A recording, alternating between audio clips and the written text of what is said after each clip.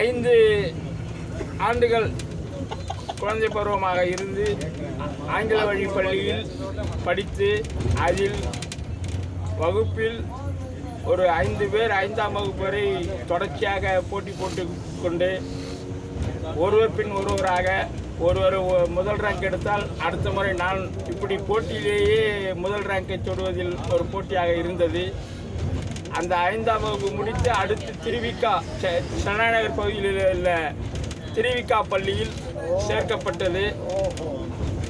அதில் சேர்ப்பதற்கு கடுமையாக என் தந்தையார் அந்த காலத்தில் கஷ்டப்பட்டார். காரணம் என்னென்னா, அப்போது திருவிக்கா பள்ளியில் ரெக்கமெண்டேஷன் தான் சேர்ப்பாங்க. அந்த மாதிரி ஒரு சுச்சுவேஷனு. ஆமாம், டாக்டர் மு வரதராசனாருடைய மூலமாக ஒருவருடைய ஒத்துழைப்போடு அந்த பள்ளியில் இடம் கிடைத்தது. 6ஆம் வகுப்பு 7ஆம் வகுப்பு 8ஆம் வகுப்பு வரையில் ரேங்க் எடுத்துக்கொண்டிருந்தேன். ஆனால் அந்த ரேங்க் அதன் பிறகு வறுமையின் காரணமாக அப்பொழுது ஆட்சி கடுமையான உணவு பற்றாக்குறை, கிழங்குகள் வேக வைத்து சாப்பிடக்கூடிய சூழல், ரேஷன் அரிசி சாப்பிட வேண்டிய சூழல். அது மட்டுமல்ல, தந்தை பெரியார் இறக்கிற அந்த செய்தி கேள்விப்பட்டேன். அந்த அவருடைய இறுதி உடல் நம்மளுடைய அந்த ஐயா பயணித்த அந்த வாகனம் பார்க்கக்கூடிய வாய்ப்பு ஏற்பட்டது. ஆனால் ஆம்புலன்ஸில் பார்க்கக்கூடிய வாய்ப்பு ஏற்படவில்லை. வேலூரிலிருந்து செடல் நோக்கி வருகிற போது எல்லோரும் மக்கள் கூடி நின்று அந்த இறுதி பயணத்தை பார்த்தார்கள். அப்பொழுது எனக்கு சொல்லப்பட்டது, இவர் கடவுள் இல்லைன்னு சொன்னார், அதனால் இறந்துட்டார் அப்படின்னாங்க. கடவுள் இல்லைன்னு சொன்னாரா, சாவட்டம்னு சொல்லிட்டு நான் போய் விளையாட்டு பசங்க கூட விளையாட. அப்போ வயது 10. நீங்களும் ஏன்னா அவரை பற்றி தெரியாது. அப்போ சாமியை திட்டவர் நத்துக்கு சாவட்டம் அப்படின்னு சொல்லி அந்த மாதிரி ஒரு சுச்சுவேஷனில் இருந்துட்டேன். நாளடைவில் 10ஆம் வகுப்பு படிக்க முடியாத வறுமை சூழலை, அந்த நேரம் எம்ஜிஆருடைய ஆட்சி சத்துணவு போட்டிருந்தார்கள். ஆனால் திருவிக்கா பள்ளியில் சத்துணவு இல்லை. மாநகராட்சி பள்ளியில் மட்டும்தான் அப்பொழுது போடப்பட்டது. நான் அந்த பள்ளிக்கூடத்திலிருந்து வெளியேறுகிற போது அங்கு சத்துணவு கொண்டு வரப்பட்டது. அந்த சத்துணவு இருந்திருந்தால் நானும் மேற்கொண்டு படித்திருப்பேன். 10ஆம் வகுப்பை திட்டமிட்டு தேர்ச்சி பெறக்கூடாது என்ற திட்டத்தோடவே படித்தேன். 142 மதிப்பெண் தான் பெற்றேன். அதில் 3 வகுப்பில் தேர்ச்சி. English, Tamil, maths, history, geography fail. அன்றைய தினம் ரிசல்ட் வரும்போது டாக்டர் HV அண்டே கலைஞர் அந்த அண்ணா நகர் தொகுதியிலே தேர்தல் ஈடுபட்டிருக்கிறார்கள். அவர்களுடைய ஓட்டுப்பதிவு நடக்கிறது. அப்பொழுது என் சித்தப்பா அதிமுகவில் இருந்த காரணத்தால் அவருக்கு ஒத்துழைப்பாக அந்த அதிமுக பூத்தில் அமர்ந்திருந்தேன். இந்த நிகழ்ச்சி முடிந்து வீட்டுக்கு செல்லுகிற போது எல்லோரும் சோகமாக இருந்தார்கள். அப்பொழுதே தெரிந்துவிட்டது நான் 10ஆம் வகுப்பு தேரவில்லை என்று. ஆமாம், ஒவ்வொருத்தருடைய முகத்திலேயும் படிக்காமல் இந்த மாதிரி எலெக்ஷன் வேலை செஞ்சுட்டு வருது அப்படின்னு சொல்லி கண்டபடியாக திட்டினாங்க. நான் அதை எதுவும் காதில் வாங்கிக்கல. அப்புறம் எங்கள் அப்பா பாலிடெக்னிக்லாம் சேர்க்குறேன்னாரு. எனக்கு பசி போகணும், அதனால் நான் எங்கே வேணால் வேலை செய்கிறேன் அப்படின்னு சொல்லிட்டு அரும்பாக்கத்திலேயே ஒரு போஸ்ட் ஆஃபீஸ் இருந்தது. அந்த போஸ்ட் ஆஃபீஸில் ED ஒர்க்கர்னு ஒரு இருந்தது, எக்ஸ்ட்ரா டிபார்ட்மெண்ட்டுன்னு சொல்லி. அதில் ஒரு ஆள் போடுவாங்க, போஸ்ட் மாஸ்டருக்கு அசிஸ்டண்ட்டாக. அதில் வேலை செய்கிறவர், அந்த ED டிபார்ட்மெண்ட்டில் வேலை செய்கிறவர், அவர் போஸ்ட்மேனாக போயிட்டு வெளியே வேலை செய்யலாம். அப்போ அவர் போஸ்ட்மேனாக வேலை செய்கிற போது எனக்கு அந்த வாய்ப்பு கொடுத்தாங்க. அது ஒரு நாளைக்கு 5 ரூபா தான். அவர் முழுசாகவே அந்த ஒரு மாதம் அம்மாவே கொடுப்பார் அந்த வாய்ப்பை. 150 ரூபா தான் முதல் சம்பளம். ஆனால் அந்த சம்பளம் வர்றதுக்கு 3 மாதம் ஆகும். அவங்க இன்டென்ட்லாம் போட்டு டிபார்ட்மெண்ட்டுக்கு அனுப்பிச்சி அது பாஸ் ஆகி வர்றதுக்கு 1 மாதம் செஞ்சால் 3ஆவது மாதம் தான் அந்த சம்பளம் கிடைக்கும். ஆனாலும் எனக்கு அது பற்றாக்குறையாக இருந்தது. பற்றாக்குறையாக இருந்தபோது வேறொரு கம்பெனி பீரோ கம்பெனியில் இந்த ரெடாக்ஷன் தடவுற பீரோவுக்கு தடவுற பணி, அது வந்து ஒரு நாளைக்கு 8 ரூபா வேலைக்கு போனேன். அதில் வேலை செய்வேன். 5 நாள் கூலியை வீட்டில் கொடுப்பேன். 2 நாள் கூலியை வந்து நான் என் செலவுக்கு வச்சுப்பேன். அந்த செலவு வச்சுட்டு இருக்கும்போது அரும்பாக்கத்தில் எந்த விதமான வசதியும் கிடையாது. பாதாள சாக்கடை கிடையாது, தெருவிளக்கு கிடையாது, குடிநீர் கிடையாது, நூலகம் கிடையாது, எதுவுமே இல்லை. ஆனால் அங்கே இருக்கிற அமைப்புகள் நீண்ட நாளாக போராடி அவர்கள் சோர்ந்து போய்விட்டார்கள். நான் இந்த படிப்பு படிக்க தவறியதை என்னோட நண்பர்கள் ஒரு 10-15 பேர் என்னோடவே சுற்றிட்டு இருப்பாங்க. அவங்க என்னை வந்து பூஸ்ட் பண்ணிகிட்டே இருப்பாங்க. இதை செய்யலாம், அதை செய்யலாம், என்ன பண்ணலாம் அப்படின்னு.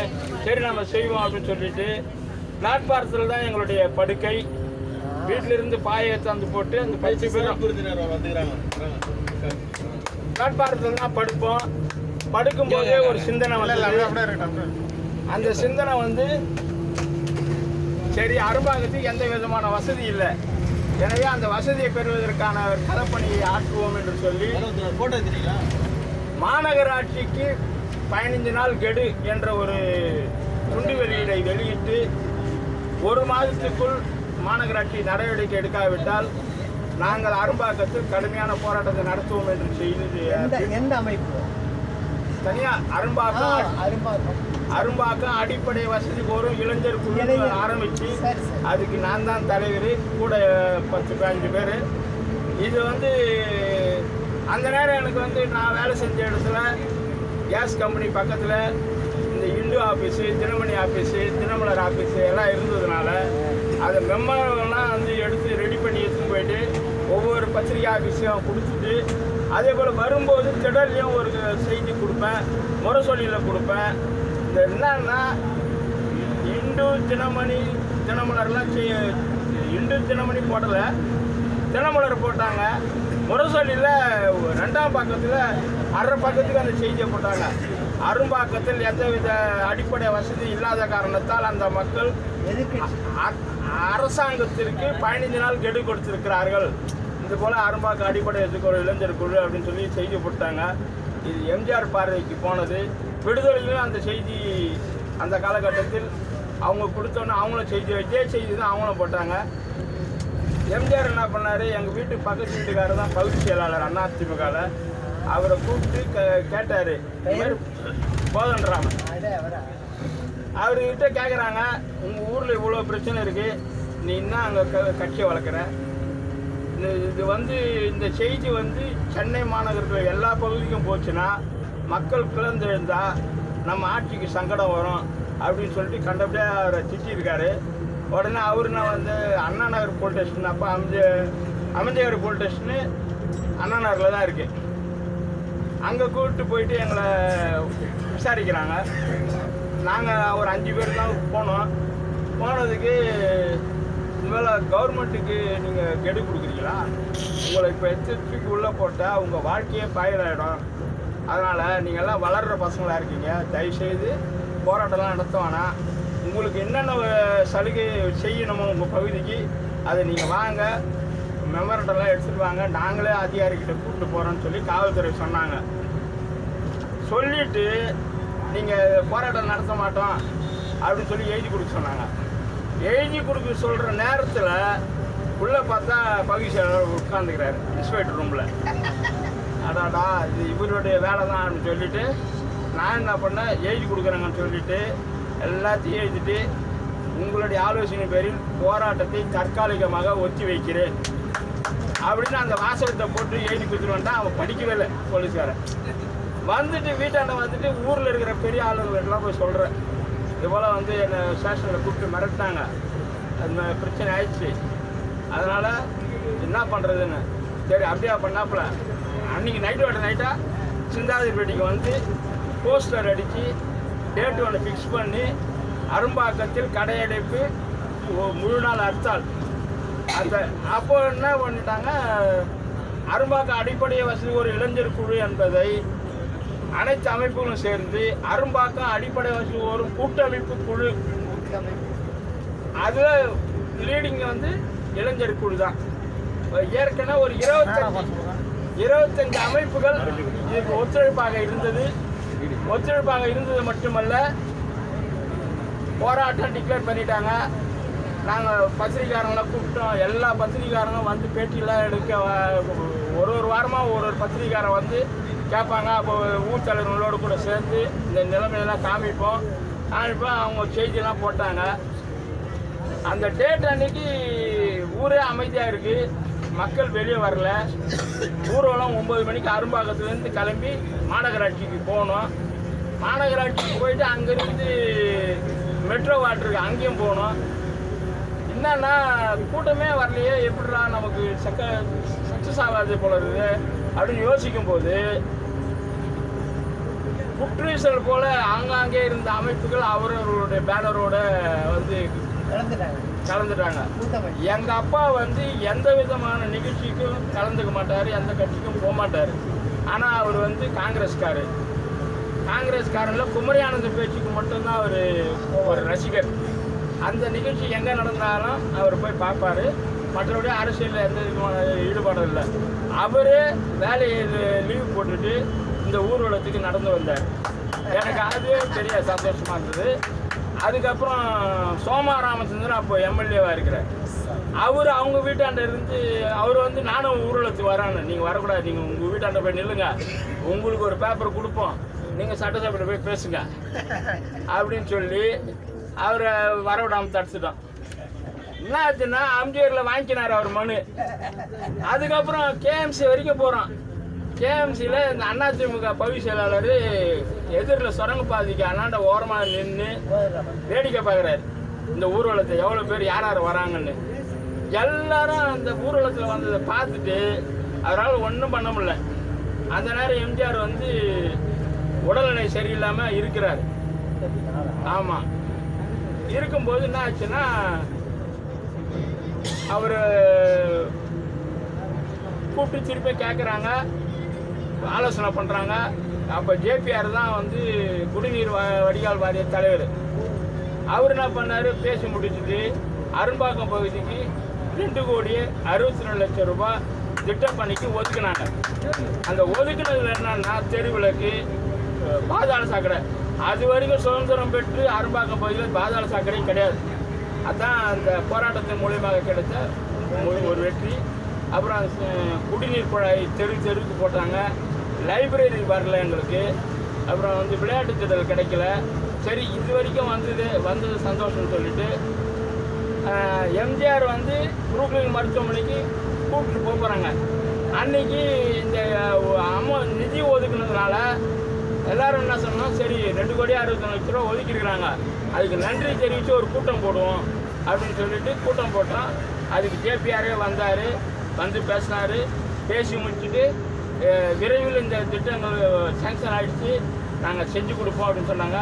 அந்த நிகழ்ச்சிக்கு நாங்கள் தான் தலைமை தாங்கினேன். அந்த நிகழ்ச்சி சிறப்பாக நடத்தினோம். எல்லாமே வந்து இந்த செயல்பாட்டுக்கு காரணம் செஞ்சட்டி பஞ்சாச்சாரம் தான். ஆமாம், அவர் தான் வந்து எங்களுக்கு சமுதாய பணி செய்யுங்க, பெரியார் கொள்கை ஏற்றுங்க, அதுதான் வாழ்க்கைக்கு நடைமுறை சரியாக வரும்னு சொன்னார். அதுக்கப்புறம் அவர் சந்திக்கிற போது அவர், நீங்கள் என்னங்கய்யா இவ்வளோ வந்து திராவிட கழகத்தில் சேராமல் நீங்கள் தனியாக அமைப்பு ஒன்று வச்சுருக்கீங்களா அப்படின்னு. நாங்கள் வந்து எங்களுக்கும் ஆசிரியருக்கும் புத்தூசி குருசாமிக்கு இவர் வேண்டியவர். புத்தூசி குருசாமி குரூப் இவர். அதனால் என்ன பண்ண, புத்தூசி குருசாமி என்ன சொல்கிறாரோ அதை தான் இவர் செய்வார். அந்த அடிப்படையில் இவங்க வந்து திராவிடர் கழகம் சுயமரியாதை இயக்கத்தை பிரச்சாரம் பண்ணுறதில்ல.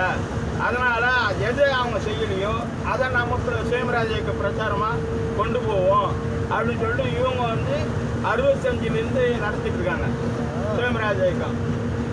சுயமரியாதை இயக்கம் நடத்திடும் போது அதை இவர் என்ன பண்ணுறாரு, குருசாமி போயிடுறாரு, அவங்களாம் இறந்துடுறாங்க. இறந்ததுக்கப்புறம் பஞ்சாச்சாரம் அது பொறுப்பு வர்றாரு. அப்போ நேற்று சுந்தரடிகள் தலைவராக இருக்கிறார் அந்த அமைப்புக்கு. அதுக்கப்புறம் குசேலர் அமைப்புக்கு தலைவராக வராரு. அதில் வந்து ஆமாம், தொழிற்சங்க பொதுச் செயலர். அவர் தலைவராக வராரு. இவங்களெல்லாம் வச்சுட்டு இவர் இந்த அறிவொழின்ற பத்திரிகையை தொடர்ந்து 10 ஆண்டு காலம் ஒரு மாதம் விடாமல் தொடர்ந்து நடத்தி வராரு. அப்போ அவர்கிட்ட போகும்போது கேட்குறோம், என்னங்கய்யா நீங்கள் வந்து இத்தனை தலைவருக்கு படம் வச்சிருக்கீங்களே, என்ன அதனுடைய நோக்கம் அப்படின்னு கேட்கும்போது, உலகத் தலைவர்கள் 4 பேர், இந்திய தலைவர்கள் 4 பேருன்ற ஒரு சொற்றொடரை சொல்லி, உலகத் தலைவர்கள் மாமேதை புத்தர், கார்ல் மார்க்ஸ், லெனின், மாசே துங். இந்திய தலைவர்கள் பெரியார், அம்பேத்கர், நேரு, மாவே சிங்காரவேலர், காந்தி சேகர். அதனால் இந்த தலைவர்களை பற்றியெல்லாம் சொல்லிட்டு அவர் அப்போவே எல்லாம் நிகழ்ச்சி நடத்துவார். நான் போய் அந்த இயக்கத்தில் சேர்ந்ததுக்கப்புறம் சென்னை மாநகரம் முழுவதும் மாதம் ஒரு கூட்டம் ஏற்பாடு பண்ணியிருக்கிறேன். அப்போ வந்து பேச்சாளர் வந்து பெரியார்தாசன் தான். ஒரு கூட்டத்தினுடைய செலவே 90 ரூபா தான். அப்போ அந்த காலகட்டத்தில் 90 ரூபா எதுவுமே சவுண்ட் சர்வீஸ்கார்ட்ட கொடுத்துருவோம். அவனே ஸ்டேஜு சேரு எல்லாத்தையும் தந்துடுவான். நாங்கள் போயிட்டு பேசிட்டு வர வேண்டிய வேலை தான், வேறு எதுவுமே கிடையாது. அது 90 ரூபா இருந்தது, 110 ரூபா, 83 84. ஆமாம், அப்போல்லாம் அவர் தான் இருக்கிறாரு. ஆமாம், என்னன்னா இவர் சொன்ன நோக்கம் ஜாதி ஒழியணும், மதம் ஒழியணும், கடவுள் ஒழியணும், பெண்ணடிமை ஒழியணும், வகுப்புரிமையை பாதுகாக்கணும். இந்த 5 கொட்டேஷனை வச்சு தான் எல்லாரும் பேசுவாங்க. அப்போ நாகை முருகேசன்ற கம்யூனிஸ்ட் தோழர் வருவார். அப்புறம் ஒடுக்கப்பட்ட சமுதாயத்தை சேர்ந்த சுந்தரராஜன் வருவார், சக்திதாசன் வருவார், சேப்பன் வருவார். எல்லாரும் வந்து அவங்கவுங்க அரை மணி நேரம் பேசுவாங்க. இறுதியாக பெரியார்தாசன் பேசுவார். ஒரு மாதமும் சென்னையில் அரும்பாக்கம், என்எஸ்கே நகர், சென்னா நகர், டிபி சத்திரம், ஐநாவரம், பெரம்பூர், செம்பியம், அதுக்கப்புறம் வந்து வண்ணாரப்பேட்டை, சூளை, திருவச்சூர், திருவச்சூர் வரைக்கும் போய் கூட்டம் போட்டுருக்கோம். இந்த பக்கம் வந்து பார்த்திங்கன்னா சைதாப்பேட்டை, தியாகராய நகர், மயிலாப்பூர், இப்படி. ஆனால் மாதம் ஒரு கூட்டம். நாங்கள் தலைப்பு எப்படி போடுவோம்னா, அந்தந்த மாதத்துக்கு எந்தெந்த தலைவர்கள் பிறந்தாங்களோ பிறந்த நாள் செய்தின்னு மட்டும் போட்டுருவோம். ஆனால் பேசுகிறது எல்லாத்தையும் பேசுவோம். காரணம் என்னென்னா, போலீஸ்காரன் அதுக்கு பிரச்சனை பண்ணுறது இல்லை. ஏதாவது ஒரு கண்டிஷனோ ஒரு எதிர்ப்போ செய்தியாக போட்டால் தான் போலீஸ் அனுமதி கொடுக்க மாட்டான். அதனால் என்ன பண்ணுறது, ஜனவரி மாதம்னா பொங்கல் விழா, பிப்ரவரி மாதம்னா ஏதாவது ஒரு தலைவர், மார்ச் மாதம், அப்புறம் பெரியார் பிறந்தநாள், மே தினம், இது இப்படி ஒரு மாதம் ஒரு தலைவர்களை வச்சு நிகழ்ச்சி நடத்திட்டே இருந்தோம். இதெல்லாம் பார்த்ததுக்கப்புறம் ஆசிரியருக்கு 60வது பிறந்தநாள் வருது. அப்போ ஆசிரியர் இவர் என்ன சொல்கிறார், பஞ்சாயத்துனா அவருக்கு நம்ம அறிவழி கட்டில் சிறப்பான ஒரு கட்டுரை எழுதணுமானார். சரிங்க, ஒரு போஸ்ட் அடிச்சு ஒட்டலாமா, அவங்க தான் பிறந்தநாள் கொண்டாடுறது இல்லையே, நம்மளாம் போஸ்ட் அடிச்சு ஒட்டுவோம் அப்படின்னு. போடலாம்பா, செய்ப்பா அப்படின்னாரு. அதனால் என்ன பண்ணேன், ஆசிரியர் பிறந்தநாள் வாழ்த்து செய்தி ஒரு படம் போட்டு பகுத்தறி சமுதாயம் இருக்கும் அரும்பாக்கம் பகுதி அப்படின்னு சொல்லி போட்டு விட்டேன். போட்டு விட்டுட்டு தான் என் பேரை போட்ட உடனே ஆசிரியருக்கு அன்றைக்கி பிஏவாக இருந்தது ஊட்டி தாமோதரன். அவனுக்கு வந்து சங்கடமாயிடுச்சு, தாமோதரன்ற பேரில் ஒரு ஆள் இருக்காங்க. அதுக்கப்புறம் ஊட்டி தாமோதரன் அடிக்கடிக்கு அரும்பாக்கத்துக்கு வருவாப்புல, பஞ்சாயத்துக்கிட்ட பேசுவாப்புல, இப்படிப்பட்ட ஒரு தோழரை நீங்கள் வீணாக்காதீங்க, எங்ககிட்ட ஒப்படைங்கன்னு கேட்பாரு. நான் யாரையும் அனுப்ப மாட்டேன், யாரையும் வராதுன்னு சொல்ல மாட்டேன், வந்தவங்களை விடுறது கிடையாது, அவங்களா போனாங்கன்னா நான் தடுக்க மாட்டேன் அப்படின்னு சொன்னார். ஆனால் அவரே சொல்லிட்டார், நீ வாப்பான்னு கூப்பிடுவாப்புல. நான் சொன்னேன், இவர் கூட இருந்துட்டேன், இப்போ திடீர்னு நீ வந்து கூப்பிடுற, நான் அங்கே வந்து நான் நல்லா இருக்காது. அதனால் ஒரே ஒரு கண்டிஷன், நான் வரணுன்னா, ஏன்னா அது நிச்சயமாக நடக்காதுன்ற நம்பிக்கையில் அந்த கண்டிஷனை போட்டேன். ஆசிரியர் அரும்பாக்கத்தில் வந்து கூட்டம் பேசணும், முதல் கூட்டம் ஆசிரியர் கூட்டமாக தான் இருக்கணும். அப்படின்னா நான் திராவிட கழகத்தில் சேருவேன், இல்லைன்னா சேர மாட்டேன்னு சொன்னேன். ஆனால் அவ்வளோதானே, இது ஒரு பெரிய விஷயம், நான் பண்ணிடுறேன் அப்படின்னு சொல்லிட்டு ஆசிரியர்கிட்ட பேசி அனுமதி வாங்கி, அப்போ அவர் வெளிநாட்டிலேருந்து திரும்பி வராரு. திரும்பி வரும்போது நேராக அரும்பாக்கம் கூட்டத்துக்கு தான் வராரு. சரி, கூட்டம் ஏற்பாடு பண்ண உடனே எனக்கு திராவிட கழக தோழர்கள் யாருமே அதிகமாக தெரியாது. ஆனால் சிறப்பாக கூட்டம் நடந்தது. அப்போ அந்த ஆசிரியர் கூட்டத்துக்கு மொத்தமே ஆசிரியர் வழி செலவு கூட கேட்கல, வழி செலவு நான் பார்த்துக்கிறேன்னு தாம்பரம் சொல்லிட்டாப்புல. அதெல்லாம் நீ கூட்டம் மட்டும் நடத்த நான் பார்த்துறேன். சரி, நான் வெறும் கூட்டமாக நடத்த மாட்டேன், மூட நம்பிக்கை ஒழிப்பு ஊர்வலம் நடத்துகிறேன். அந்த மூட நம்பிக்கை ஒழிப்பு ஊர்வலம் வந்து பஞ்சபாஸ் காலேஜ்லேருந்து அரும்பாக்கம் வரைக்கும்.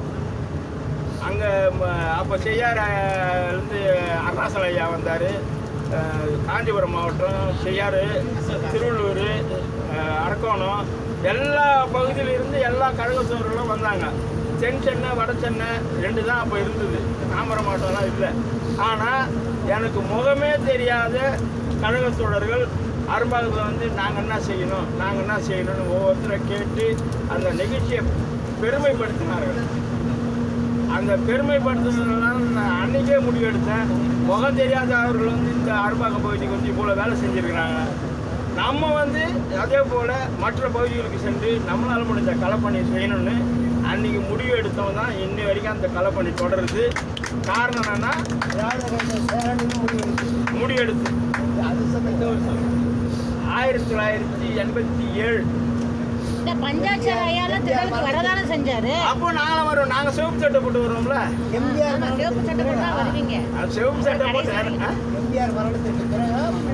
இல்லை இருக்காரு, எம்ஜிஆர் இருக்காரு. அவர் வந்து அப்புறமா ஒரு 4 வருஷம் ஆட்சி ஆனார்ல.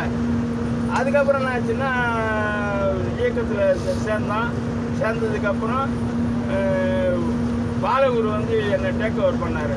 நல்ல ஃபீல்டு. காலையில் சைக்கிள் எடுத்துன்னு அவர் வீட்டுக்கு போயிடுவேன். அவர் வீட்டுக்கு போயிட்டா சைக்கிள் அங்கே போட்டுட்டு அவர் பைக்கில் என்னை கூப்பிட்டுன்னு அவர் வீட்டில் இருந்து தரமணி நீலாங்கரை அது வரைக்கும் பைக்கில் போவோம். எல்லா கழகத்தூர்களும் பார்ப்போம். அசோக் நகர். திருப்பி நைட்டு வந்து 11 மணிக்கு தான் வந்து வீட்டில் விடுவார். அங்கேருந்து சைக்கிள் எடுத்து நான் வீட்டுக்கு போயிட்டு வேலைக்கு போயிடுவார். ஞாயிற்றுக்கிழமை சென்னை மாநகரத்தில் இருக்கிற தென் சென்னை மாவட்ட பகுதியில் இருக்கிற அத்தனை கிளைக்கழகத்தோழர்களையும் போய் சந்திப்போம். அவர் என்ன பண்ணுவார்னா, என்ன பண்ணுறேன், கூட்டம் போடணும் சரியா இப்படின்னு ஒவ்வொருத்தரையும் தூண்டுகோல் பண்ணி அது எல்லாத்துலேயும் செஞ்சுட்டு இருந்தார். இன்னைக்கு உதிரி ஆகிட்டார். ஆடுறதுல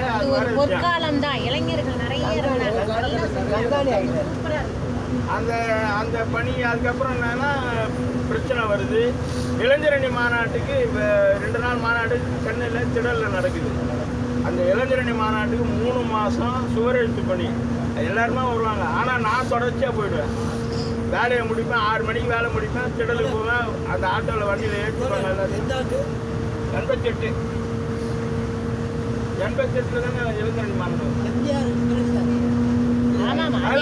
இப்படி எம்ஜிஆர் மறைஞ்சதுக்கு அப்புறம் ஆமாம் இவர் ஆட்சிக்கு வர போறாரு கலைஞர். ஆமாம் அந்த காலகட்டம் தான். என்ன ஆச்சுன்னா களப்பணி செஞ்சுட்டே இருந்தோம். 3 மாதம் தூக்கமே கிடையாது.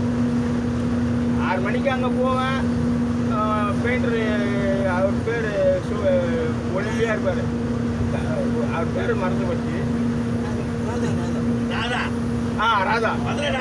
மதுரை ராதாவும் நானும் கூட கூடும்.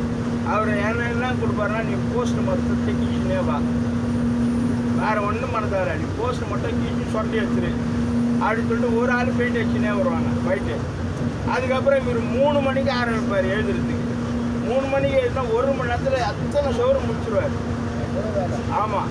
அதுக்கப்புறம் 6 மணிக்கு திருப்பி அந்த ஆட்டோவில் எல்லாத்தையும் ஏற்றிக்கின்னு வந்து திடலில் ஒப்படைச்சிட்டு அப்படியே நேராக வேலைக்கு போயிடுவார். சிந்தாரப்பேட்டில் வேலைக்கு போயிட்டு திருப்பி சாயந்தரம் அதே மாதிரி தொடர்ச்சியாக தூக்கம் இல்லாமல் 3 மாதம் கடுமையாக அந்த மாநாட்டு டிக்ளேர் பண்ணதுலேருந்து வேலை செஞ்சு மாநாட்டு முதல் நாள் நிகழ்ச்சி நடந்துகிட்டே இருக்குது. ஒரு மணி நேரம் போய் படுக்கலான்னு போயிட்டு அந்த இப்போ கேண்டீன் இருக்கிற இடத்துல போய் படுத்தேன். படுத்த உடனே 36 மணி நேரம் கண்டினியூஸாக தூங்கிட்டேன். யாருக்கும் எழுப்புல. மானெல்லாம் முடிஞ்சு எல்லாம் போயிட்டாங்க. ஆனால் நான் படுத்துதாங்கிறேன், யாரும் வந்து எழுப்பல. அப்புறமா ஒரு தோழர் வந்து என்ன எப்போ பார்த்தாலும் படுத்துட்டே இருக்கிறாப்புல, என்ன தட்டி எழுப்புறாரு, என்னால் எழுந்துக்க முடியல. அப்புறம் போயிட்டு முதல்ல ஐஸ் வாங்கிட்டு வாங்க. ஐஸ் வாங்கிட்டு வந்து ஐஸை குடித்தேன். அந்த சில்னஸ் குடித்தோன்னே கொஞ்சம் ஃப்ரெஷ்ஷாச்சு. அதுக்கப்புறம் எழுந்து பழையபடியாக அப்போ என்ன மாநாடு பார்த்தியானாங்க. மாநாடு ஆரம்பிச்சு தான் பார்த்தேன். எப்போ முடிஞ்சதுன்னா எனக்கு தெரியாது, நான் அப்போ வந்து படித்தவன் தான் அப்படின்னு எல்லாம். ஆனால் என்னை தேடுறாங்க, என்னை தேடுறாங்க. தாமரம் காணும் தாமரம், அதாவது சிறப்பு செய்யறதுக்கு கூப்பிட்றாங்க. நான் அப்போ இல்லவே இல்லை அந்த இடத்துல. அதுக்கப்புறத்துலேருந்து இவங்க வந்து பிரச்சனை பண்ணி வெளியே போகிறாங்க. பாலகர் வந்து கூப்பிட்டாரு. நான் சொல்லிட்டேன், உங்களுக்கு எங்கள் தலைவர் பஞ்சாயத்து சொன்னது பெரியார் ஆரம்பித்த இயக்கம் திராவிடர் கழகம். அந்த திராவிடர் கழகத்தில் யார் இன்னைக்கு பொறுப்பில் இருக்கிறாங்களோ அது யாராக இருந்தாலும் அந்த பொறுப்புக்கு வேலை செய், இல்லைன்னா நீ வேற எங்கேயுமே போகக்கூடாது. அவர் ஆரம்பத்தில் சேரும்போதே சொல்லிட்டாரு.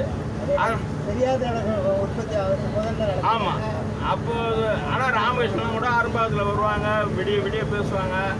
அவர் பெரியாதாசன் வீரமணிக்கு போனால் நீ வேலைக்கு ஆக மாட்டப்பா, நீ கூட போப்பா அப்படின்னு பெரியாதாசனே சொன்னார். அப்போ சொல்லும்போது ராமகிருஷ்ணன் தடுத்தார், அப்படிலாம் சொல்லக்கூடாது, அவங்களா விருப்பப்பட்டு வந்தால் நான் ஏற்றுக்கிறேன், இப்படிலாம் கண்டிஷன் பண்ணலாம் கூடக்கூடாதுங்க, வேண்டாம், எங்கே இருந்தாலும் நம்ம பெரியார் கற்று தானே செயல்பட போகிறாரு, அதனால் அங்கேயே இருக்கட்டும் அப்படின்னு சொல்லி அவர் அந்த நேரம் சொல்லிவிட்டு எல்லோரும் விடிய விடிய பேசிட்டு டீ சாப்பிட்டு போயிடும். நைட்டானால் வந்துட்டாங்கன்னா இங்கே தான் அரும்பாக்கம் பஞ்சாயத்து வீட்டில் தான். அங்கே வராத தலைவர்கள் இல்லை, எல்லோரும் வந்துக்கிறாங்க, எல்லாம் பேசிக்கிறாங்க. அதுக்கப்புறம் என்னன்னா ஆசிரியர் கூட்டம் அரும்பாதில் ஒன்று போட்டு முடித்தோடனே இன்னொரு கூட்டம், ஒரு போராட்ட விளக்கு பொதுக்கூட்டம் வந்து நடத்தணும்னு கேட்டாங்க. அப்போ நான் நடத்துகிறேன், அம்பிகரில் போடுறேன் அப்படின்னு சொன்னேன். முடியுமான்னு கேட்டாங்க. அதெல்லாம் முடியாது, ஸ்பான்சர்லாம் ரெடி பண்ணி வச்சுருக்கிறேன், பண்ணிடுறேன் அப்படின்னு. அதே மாதிரி பண்ணேன். எல்லோரும் ஒத்துழைப்பு கொடுத்தாங்க. என் செலவுக்கு ஒன்றுமே கிடையாது. அப்போ தான் வந்து வீடியோ கவரேஜ் அறிமுகமாகிற காலகட்டம். நான் வீடியோ கவரேஜ் எடுத்த உடனே ஆசிரியர் கூப்பிட்டு, இந்த மாதிரி வேலையெல்லாம் செஞ்சுன்னா நீ இயக்கத்தில் இருக்க மாட்டேன், செலவு கம்மி பண்ணி இதெல்லாம் செய்யாத. அது இல்லைங்க, இதெல்லாம் ஒரு ஸ்பான்சராக இருந்தால் கூட நீ அதிகப்படியான செலவு பண்ணி செஞ்சுருக்கிற. ஆமாம், அப்போ மேடை விட்டு இறங்கி வரும்போதே சொல்லிட்டாரு.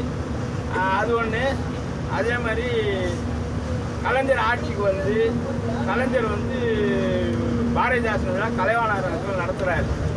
அந்த நேரம் பாலகர் இந்த ஆயிரம் விளக்கு சேகர் அவன் எப்போவுமே வந்து ஒரு கிரிட்டிசைஸ் வேலையே பண்ணிட்டு இருப்பாங்க.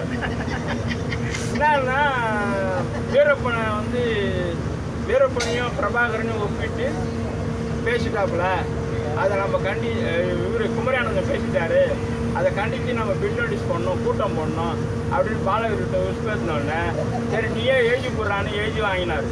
எழுதி வாங்கி பில் நோட்டீஸ்லாம் போட்டுட்டாங்க. போட்டு அவர் பாரதிதாசன் விழா அவர் வீட்டில் நடத்துகிறாப்புல. இங்கே இதில் கலைவாணத்தில் ஆசிரியர் தலைமையில் கலைஞர் பேசுகிறாரு. எல்லாருமே இங்கே இருக்கிறாங்க, நாங்கள் மட்டும் அங்கே போயிட்டோம். போயிட்டு அங்கே நிகழ்ச்சி ஆரம்பிக்கிறதுனால உட்காந்துருங்க அத்தனை பேருக்கு நோட்டீஸ் கொடுத்துட்டோம். நோட்டீஸ் கொடுத்துட்டு வெளியே வர்ற நேரத்தில் அவங்க உஷாராயிட்டாங்க. படித்து பார்த்துட்டு விரட்டின்னு வர்றாங்க. விரட்டின்னு வரும்போது நம்ம ஆட்கள் எல்லாம் போகிற பஸ்ஸில் ஏறுன்னு சொல்லி எல்லோரும் ஏற்றி விட்டு நானும் அங்கே ஏறிட்டேன். பாலகர் மட்டும் மாட்டிக்கினாப்புல. பாலகர் மாட்டினோடனே செம்மையாக அடிச்சிட்டாங்க. ஆமாம், அதை வந்து இதில் வந்து சொல்கிறேன், கலைவாண அரங்கத்தில் ஆசிரியர் இது மாதிரி நடந்துச்சு. இங்கே ஒரு நிகழ்ச்சிங்க உங்களுக்கு அங்கன்னா வேலை அப்படின்னு கடுமையாக துரசாமி நீ எதுவும் அவங்களுக்கு செய்யக்கூடாது, அவங்க எப்படின்னா போடுறாங்க. ஆமாம், அவங்கள காப்பாற்றாது. இது நாளைக்கு பிரச்சனை ஆச்சுன்னா யார் அவசரப்படுது? கலைஞர் ஆட்சி இப்போ தான் வந்திருக்கிறாரு, நம்ம அவருக்கு நெருக்கடி கொடுக்குற மாதிரி சம்பவம்லாம் செய்யக்கூடாதுன்னு சொல்லி நான் ஃபுல்லாக திட்டு கம்முன்னு கேட்டு வாங்கிக்கினே இருந்தேன். அப்படியே நின்றுட்டேன், ஒன்றுமே பேசுகிறேன். பேசி முடித்தோடனே கொஞ்ச நேரம் வந்து இவங்க எல்லாம் கூப்பிட்றாங்க. குணசீலம் கூப்பிட்றாரு, அப்புறம் காலத்தையா கூப்பிட்றாரு, வான்னு இல்லை திட்டு வாங்கிட்டேமே எப்படி நவருதுன்னு அப்படி பொறுமையாக நவந்து வந்துட்டேன். அதுக்கப்புறம் துரசாமிகிட்ட கூப்பிட்டு அதுதான் போய் பாரு அப்படின்னாரு. அவர் இங்கேருந்து ஃபோன் பண்ணி விசாரித்தாக்கா தியாகராஜர் போலீஸ் ஸ்டேஷனில் பாலகர் லாக்கப்பில் போட்டாங்க. போனால் செம்மையாக அடித்து அவரை கேஸ்லாம் போட்டு எதுவுமே ராயப்பேட்டை ஹாஸ்பிட்டலில் சேர்த்துட்டாங்க. ராயப்பேட்டை ஹாஸ்பிட்டல் கூப்பிட்டு போயிட்டாங்கன்னு சொன்னோன்னே திருப்பி நாங்கள் ராயப்பேட்டை ஹாஸ்பிட்டலுக்கு போனோம். போய் பார்த்தா பெட்டில் இருக்கிறாரு. போலீஸ்காரனும் இருக்கிறாப்புல, நாங்களும் இருக்கிறோம், எல்லோரும் இருக்கிறோம். பார்த்துட்டு மீட்டிங்கு அட்டன் பண்ணிட்டு வீட்டுக்கு வந்துட்டேன். வீட்டுக்கு வந்து நான் வழக்கமாக வந்து மீட்டிங் போயிட்டு வந்தாலும் பிளாட்ஃபாரத்தில் படுக்கிற ஆளு நான். பாய் தலைகள்னா தனியாக இருக்கும். பிளாட்ஃபாரத்தில் வந்து படுத்துட்டேன். கரெக்டாக போலீஸ்காரன் வந்து வீட்டு அட்ரஸ் தெரிஞ்சு வரான். வந்து தாமோதரம் யாருன்னா, என்ன விஷயம் அப்படின்னு. இல்லை உங்கள் ஃப்ரெண்டு ஒருத்தர் ஹாஸ்பிட்டலில் அட்மிட் பண்ணிக்கிறாங்க, பேர் நாங்கள் அப்படின்னு. பாலகுரு. அப்போ நம்மளை அரெஸ்ட் பண்ணுறது தான் கூப்பிட்றாங்க, நம்ம போகக்கூடாது. நான் என்ன பண்ண பஞ்சாச்சாரம் வீட்டை காட்டி விட்டேன். அங்கே போய் கேளுங்க, அவருக்கு தான் தெரியும், அவர் கூட தான் மீட்டிங் போவார் அப்படின்னு சொல்லிட்டு அவர் வீட்டை காமிச்சிட்டேன். காமிச்சிட்டு அவன் திரும்பி ரிட்டர்ன் வரத்துக்குள்ளே நான் போய் டீ கடையில் போய் பூந்துட்டேன். டீ கடையில் பூந்துட்டு என்ன பண்ணுறான் பார்க்கலான்னு பார்த்தா என் பக்கத்தில் ஒரு டிரைவர் ஒருத்தர் பத்துந்தார். அப்புறம் எழுப்பி உன் பக்கத்தில் பார்த்த ஆள் எங்கே, எங்கள் பக்கத்தில் யாரும் படுக்கலைங்க. இல்லை பத்துந்தார் இப்போ அவர் தான் அட்ரஸ் கேட்டான், அவன் இன்னொரு இடத்த காமிச்சு விட்டான், நவந்து போயிட்டான். அது இல்லைங்க யாரும் படுக்கல. சரி பேரை சொல்லிக்கிறப்ப என் பேரை, அது வீடு உள்ளதாங்க அப்படின்னு.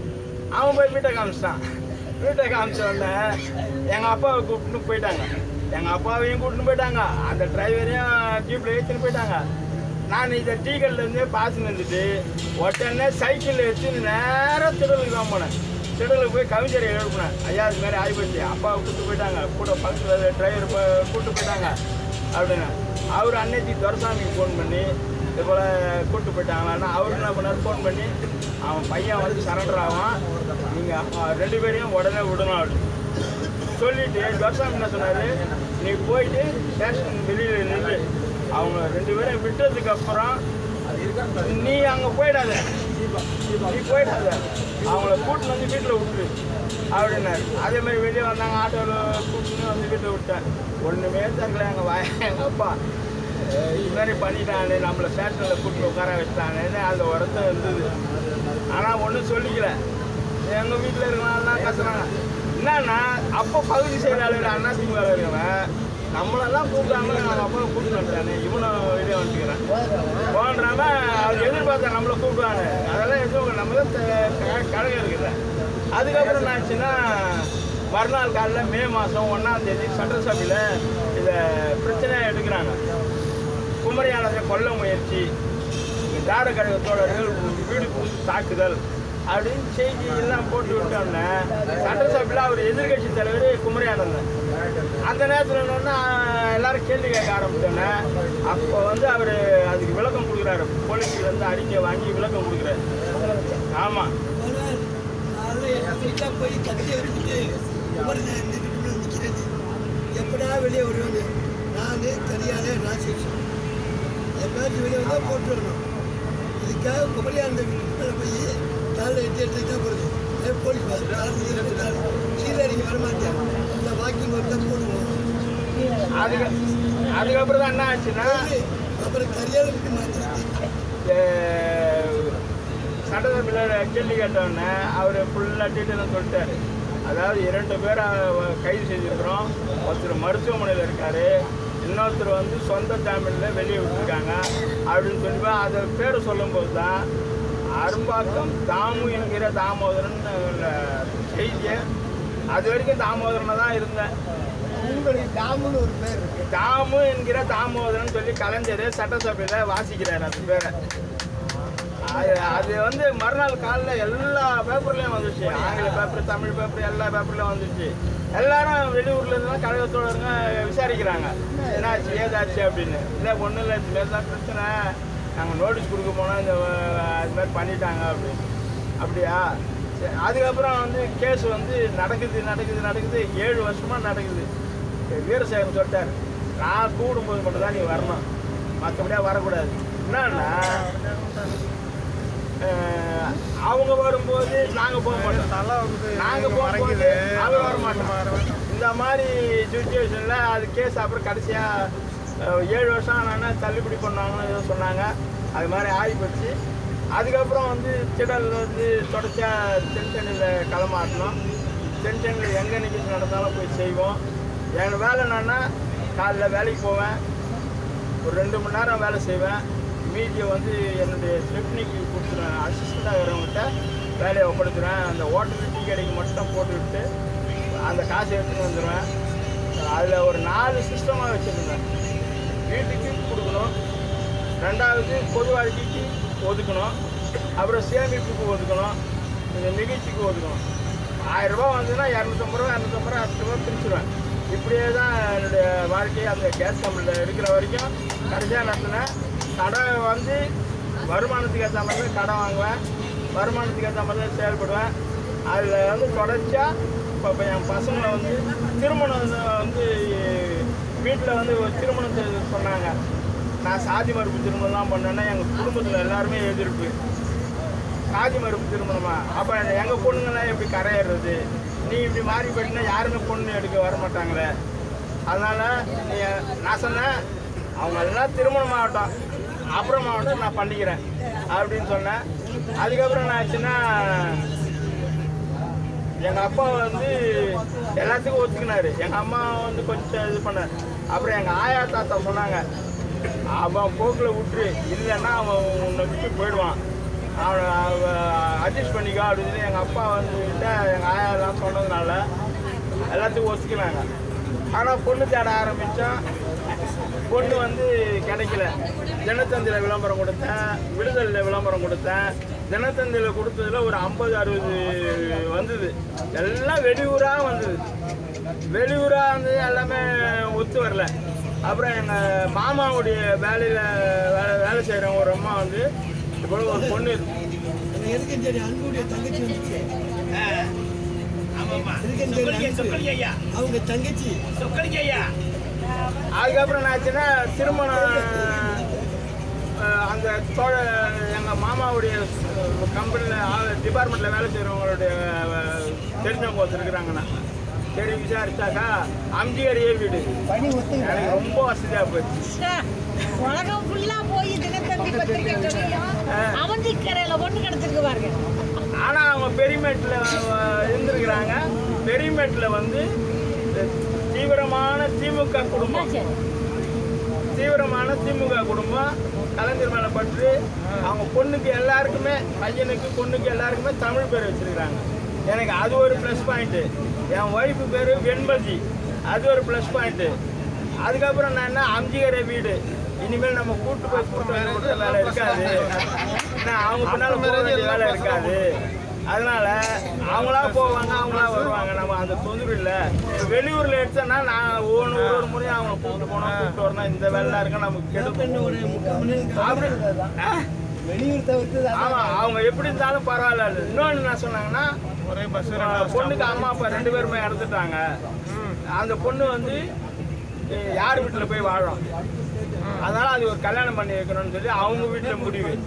அவங்க அண்ணனுங்க எல்லாரும் பேங்க்கில் வேலை செய்கிறாங்க, ஸ்டேட் பேங்க் தான் எல்லாரும். அவங்க மாமா வந்து கேஷ் கவுண்டர் தான். அதான் எங்கள் ஒய்ஃபோட அம்மா வந்து மரகதம் சந்திரசேகர் அவங்க வீட்டில் வேலைக்காரியாக இருந்தாங்க. அப்போ அவங்க கவர்னராக இருந்தாங்க. மரகதம் சந்திரசேகரில் இன்னொரு அம்மா கவர்னராக இருந்தாங்க, ஜோதி வெங்கடாச்சலம். கம்யூனிட்டி ஆஃபீஸ் பின்னால் வீடு. இவங்கள பெரியமேட்டில் இருந்ததுனால அந்த வீட்டில் போய் இவங்க வேலை செய்ய ஆரம்பித்து எங்கள் பிள்ளைங்களாம் வேலைக்கு இல்லாமல் அவசரப்படுறாங்கன்னு ஒரு ஆள் அவங்க சேர்த்தாங்க. அதாவது எங்கள் ஒய்ஃபோட தம்பி, அம்மாவுடைய தம்பி, ரொம்ப நல்ல குணம் அவங்க. ஒரு ஆளை சேர்த்தாங்க. அவர் என்ன பண்ணாருன்னா, யாரெல்லாம் வந்து வேலை கேட்குறாங்களோ எல்லாருக்கும் வைப்பார். ஒரு 200 பேருக்கு மேலே வேலைக்கு வச்சுக்கிறாரு. எப்படி வேலைக்கு வச்சாருன்னா, படிக்கலையா அந்த மாதிரி இல்லையே. இல்லை 10வது வகுப்பு என்னன்னா 10வது தாண்ட விடாது. ஆமாம். அதுக்கப்புறம் என்னாச்சுன்னா, ஸ்டேட் பேங்க்ல அவங்க அண்ணன் ஸ்டேட் பேங்க்கு, அவங்க தம்பி இன்னொரு அண்ணன் ஸ்டேட் பேங்க்கு. ஆனால் பெண்கள்லாம் வந்து படிக்கலை, அதனால் அவங்களாம் எதுவும் வாய்ப்பு கிடைக்கல. அப்படி இருந்தாங்க. இவங்க கூட பிறந்தவங்க 5 பேர். அதில் இவங்க 3வது. எல்லாருக்கும் கல்யாணம் ஆயிடுச்சு, இவங்களுக்கு மட்டும் கல்யாணம் ஆகாமல் இருந்தது. தங்கச்சிக்கும் கல்யாணம் ஆயிடுச்சு, எல்லாரும் கல்யாணம் ஆயிடுச்சு, இவங்களுக்கு மட்டும் கல்யாணம் ஆகலன்னொன்னே இதெல்லாம் வாய்ப்பு வந்து எல்லாத்துக்கும் சரண்டர். அப்போ என்ன பண்ணாங்கன்னா, திடலில் வந்து நம்ம திருமகள் அம்மா வந்து சிக்கன திருமணம்னு ஒரு திட்டம் கொண்டு வந்தாங்க. அந்த அதுவும் ப்ளஸ். ஆமாம், செலவே கிடையாது. திருமகள். ஆமாம், மொத்தமே எல்லாம் தான் அவங்க பார்த்துப்பாங்க. பொண்ணு கூட்டின்னு வரணும், அவ்வளோதான். நோட்டீஸ் போடுவாங்க அவங்க தான். அவங்க 50 நோட்டீஸு, மாப்பிள்ளை வீட்டுக்கு 25, பொண்ணு வீட்டுக்கு 25. சரிம்மா எல்லாத்துக்கும் நான் ஒத்துக்கினேன். நான் தனியாக போய் ஒரு 150 நோட்டீஸ் போட்டேன். இது சிக்கன திருமணத்தில் வராது, அதனால ஆசிரியர் கலந்துக்க மாட்டாரு. நான் போட்டுட்டேன், எல்லாருக்கும் கொடுத்துட்டேன். இப்போ நீங்கள் சொன்னால் இல்லை ஆசிரியர் வர மாட்டார், நீங்கள் நிகழ்ச்சி நடத்திக்க எப்படியாது அப்படின்ட்டாங்க. சரி நீங்கள் நடத்தி கொடுத்துருங்க அப்படின்னு சொல்லிட்டு கவிஞரை கூப்பிட்டு திருமணத்தை நடத்த வச்சான். மணியம்மையார் இறங்கலை. எனக்கு வந்து அந்த அரங்கம்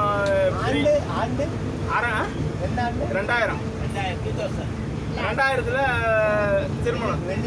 ஆமாம், 2000 திருமணம் கவிஞர் தலைமையில் நடந்தது. ரொம்ப சிம்பிளாக தான் முடிக்கும். யாரையும் எனக்கு ஏகப்பட்ட, ஆனால் அதில் செலக்ட் பண்ணி ஒரு 150 பேர் தான் கூப்பிட்டு வந்தேன். ஆமாம், கூப்பிட்டு வந்தேன். மொத்தமே கல்யாண செலவு 30,000 ரூபாய் தான். சாப்பாடு செலவு 7,000 ரூபாய்.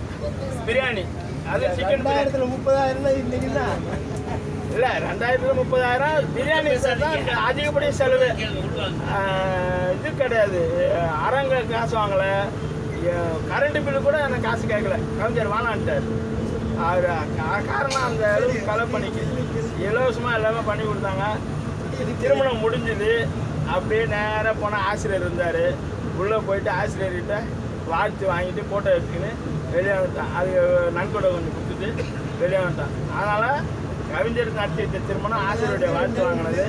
என்னன்னா எனக்கு வந்து சிக்கன திருமணத்தில் அந்த 50 பேரில்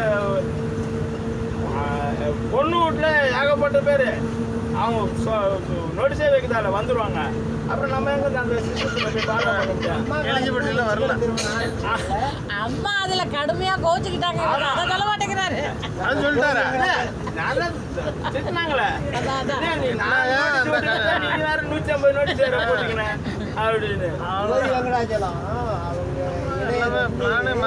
அதே மாதிரி நிகழ்ச்சி முடிஞ்சது, திருமண வாழ்க்கை ஆரம்பிச்சது. இயக்க வேலையில் கொஞ்சம் அப்படியே சுணக்கம் காட்டினேன்.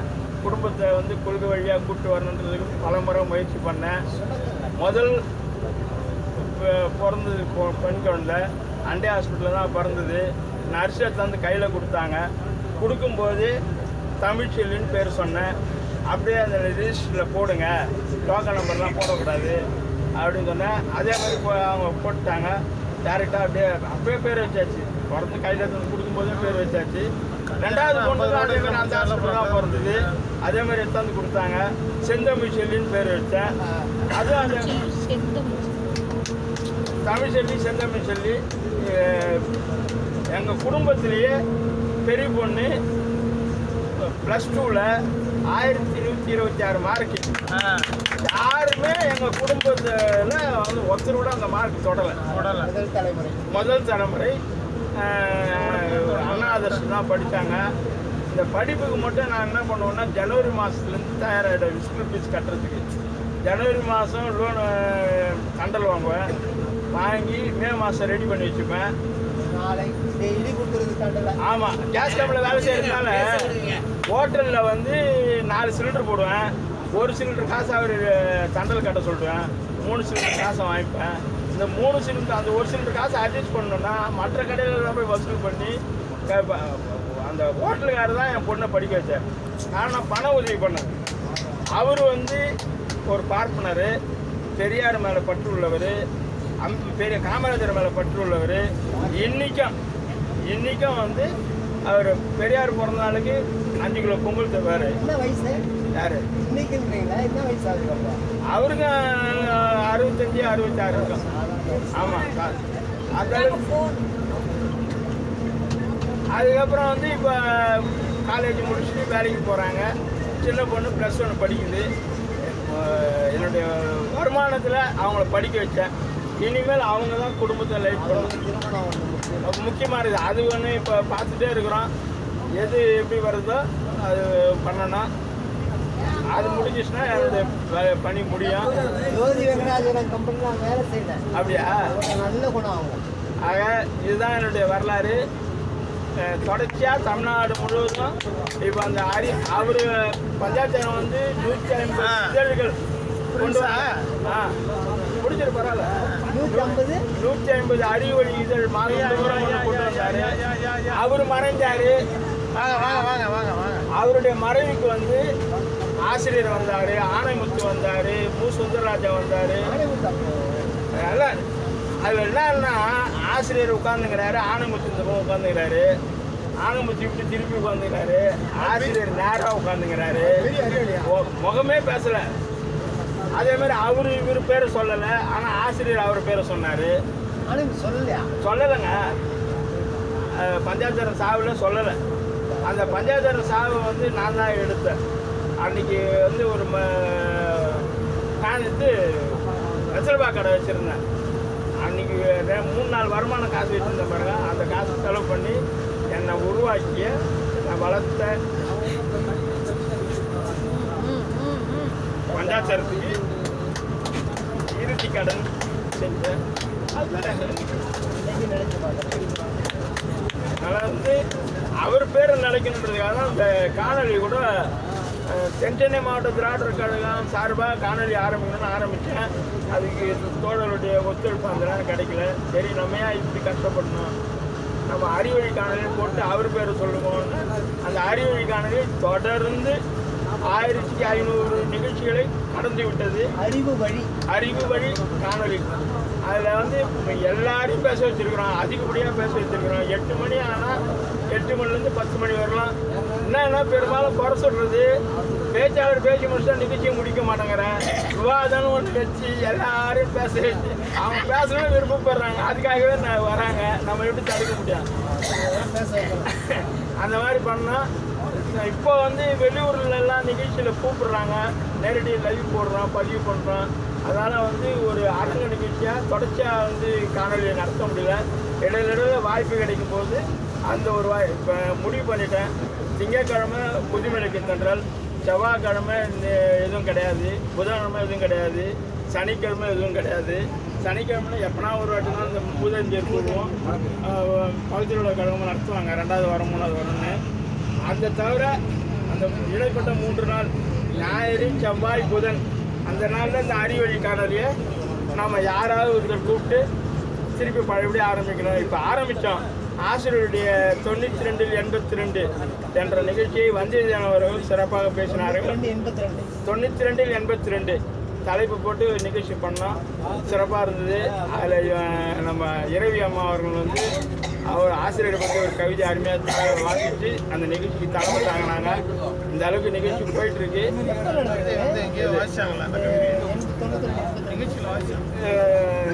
ஞாயிற்றுக்கிழமை ஆமாம் காணொலியில் 15 பேர். அதே மாதிரி இப்போ எனக்கு என்னன்னா சொந்த வீடு இருக்கு, வாடகை பிரச்சனை இல்லை, அது ஒரு ப்ளஸ் பாயிண்ட்டு. தாத்தாவுடைய சொத்துல தான் இருக்கிறோம். அது சொல்லிட்டேன், பொண்ணு இப்போ வந்து பொண்ணுக்கு திருமணத்துக்கான தயாரில் இருக்குது. மாப்பிள்ளை ஆமாம் அதிக மதிப்பெண் எடுத்ததுனால இவர் அறக்கட்டளை சார்பாக வர வச்சு சத்யராஜ் அவர்கள் கையால் என் பொண்ணு எம்ஜிஆர் நகர்ல அது பண்ணார். அதே மாதிரி அருள்மொழி அம்மா வந்து செய்தியை கேள்விப்பட்டு வாழ்த்து சொன்னாங்க. வாழ்த்து சொல்லும்போது நான் உன் பொண்ணை பார்க்க வரேன்னாங்க. சரி வாங்க, நான் அது ஒரு கெட்டு கதெல்லாம் பண்ணுறேன் அப்படின்னேன். இல்லை அதெல்லாம் ஒன்றும் தேவையில்ல, நீ இப்போ பொண்ணு வந்து இவ்வளோ சிரமத்தையும் 3 சப்ஜெக்டில் 200 அந்த 1926 3 சப்ஜெக்டில் 200. அது மட்டும் இல்லாமல் தமிழ்நாடு லெவலில் காமர்ஸ் சப்ஜெக்டில் அதில் இப்போ 200. அதுக்கப்புறம் ஆல் இண்டியா லெவலில் காமர்ஸ் எக்ஸாம் வச்சாங்க, அதில் 200. அதுக்கெல்லாம் அந்தந்த ஸ்கூலில் விருது கொடுத்தாங்க. இதெல்லாம் அருள்மொழி அம்மா பார்த்தாங்க. பார்த்துட்டு அவங்க வந்து நிகழ்ச்சிக்கு வந்து கலந்துக்கிறாங்க. எல்லா தோழர்களும் வந்தாங்க, நம்ம இயக்க தோழர்களும் வந்தாங்க. வந்து கிட்ட இருந்து அந்த நிகழ்ச்சியை நடத்தி கொடுத்தாங்க. அருள்மொழி அம்மாவுக்கு நான் போக்குவரத்து செலவு கொடுக்கணும்னு கொடுத்தேன். இது நம்ம பொண்ணு நிகழ்ச்சி, நான் தரேன்னு சொல்லிட்டு அவங்க காசை கொடுத்துட்டு போயிட்டாங்க.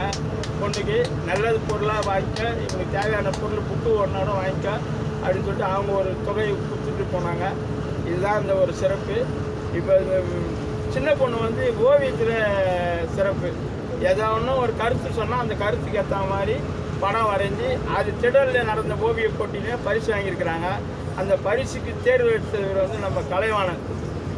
அவர் தான் பொம்மலாட்ட குழு கலைவாணன் தான் தேர்வு எடுத்தார். அதே மாதிரி பகல 3 பேர் கன்சல்ட் பண்ணி அந்த இதுக்கு தேர்வு எடுத்தாங்க, பரிசு வாங்கினாங்க. தொடர்ச்சியாக இப்போ இவங்க அருள்மொழி என்ன சொல்லிக்கிறாங்கன்னா, படிக்கிட்டோம் ஓவிய கல்லூரியில் நம்ம சேர்த்துருவோம், அதில் போனால் தான் அந்த இன்னும் ட்ரைனிங் ஆகும் அப்படின்னாங்க. பொண்ணுக்கிட்ட சொல்லிட்டேன், நீ பாஸ் ஆகிறியோ ஃபெயில் ஆகிறியோ அதெல்லாம் இல்லை, ஆனால் படிக்கணும் அவ்வளோதான். பெரிய பொண்ணுகிட்ட சொன்னேன், அப்பா கஷ்டமாக இருக்குது. அவங்க என்ன முடிச்சுக்கலாம் பெரிய பாப்பா? அக்கௌண்ட்ஸ் அண்டு பிகாம் சப்ஜெக்ட் முடிச்சிருக்காங்க. எச்ராஜ் காலேஜில் ஒரு 4 மார்க்கில் கிடைக்கல இடம், கிடைக்கல. அது இவர் நம்ம ஒளிவண்ணன் கூட வந்து முயற்சி பண்ணார், அம்மா தவமணி அம்மா மூலிமா கிடைக்கல. செகண்ட் பேட்சில் வாங்கிக்கலான்னாரு, லேட் ஆகுது. அப்புறம் அவங்க படித்த பள்ளிக்கூடத்துலேயே சீட்டு கொடுத்தாங்க. சரி இங்கேயே இருக்கட்டும், அதான் அண்ணா அந்த அண்ணனாயிரம் வீட்டு பக்கத்தில் அதில் கொடுத்தாங்க, படித்தாங்க. அதில் நல்ல மார்க் வாங்கினாங்க.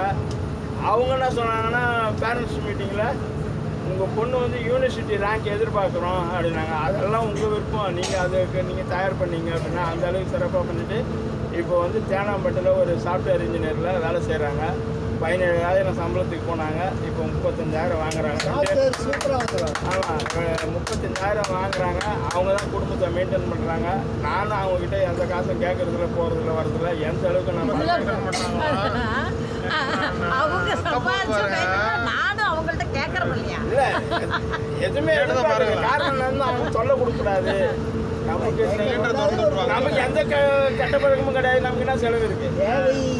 இதை தைரியமான ஆளாச்சு எடுத்தா பாரு.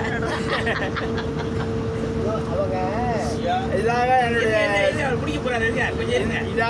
என்னுடைய கடந்த கால வாழ்க்கை இது வரைக்கும் அப்படின்னு சொல்லியிருக்கிறேன். மேலும் இன்னொரு சந்தர்ப்பத்தில் வாங்க அப்படியே சும்மா 1 மணி நேரம் பேசி 1 மணி நேரம்